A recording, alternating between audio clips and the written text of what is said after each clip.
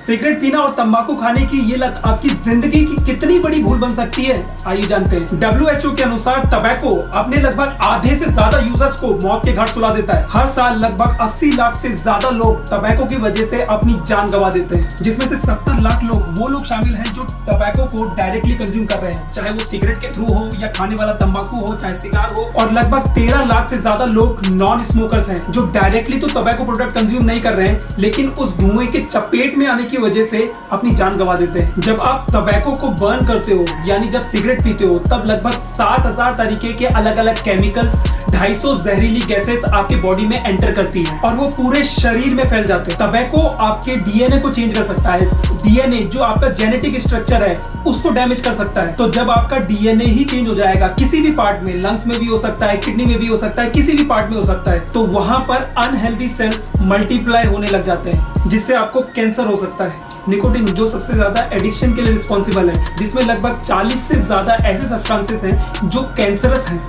Nicotine जब blood में mix होता है तो ये एक एपिनेफ्रिन नाम का एक हार्मोन रिलीज करता है, जिसकी वजह से आपका बीपी बहुत तेज हो जाएगा। जितना ज्यादा आप टबैको लेंगे, आपकी आर्टरी जो आपकी नसें हैं वो पतली होती जाएंगी, आपको कोरोनरी आर्टरी डिजीज का खतरा बढ़ता जाएगा। यानी जो सबसे इंपॉर्टेंट आर्टरी होती है आपके दिल की, जो ब्लड फ्लो को रेगुलेट करती है, वो डैमेज होती जाएगी, वो पतली होती जाएगी, आपका ब्लड फ्लो इफेक्ट होगा और आपको हार्ट अटैक का खतरा और बढ़ता जाएगा। लंग्स में बहुत सारी छोटी छोटी एल्वियोली होती है जिसके थ्रू एक्सचेंज ऑफ गैसेस होता है, मतलब एल्वियोली के थ्रू ऑक्सीजन आपके ब्लड में जाएगा और कार्बन डाइऑक्साइड जैसा वेस्ट प्रोडक्ट रिलीज होगा। तो लगातार अगर आप स्मोक कर रहे हैं तो आपकी एल्वियोली डैमेज होगी, क्योंकि यहाँ पे ऑब्स्ट्रक्शन होता है, म्यूकस जमा होता जाता है। आपको सीओपीडी हो सकता है, क्रोनिक ऑब्स्ट्रक्टिव पल्मोनरी डिजीज।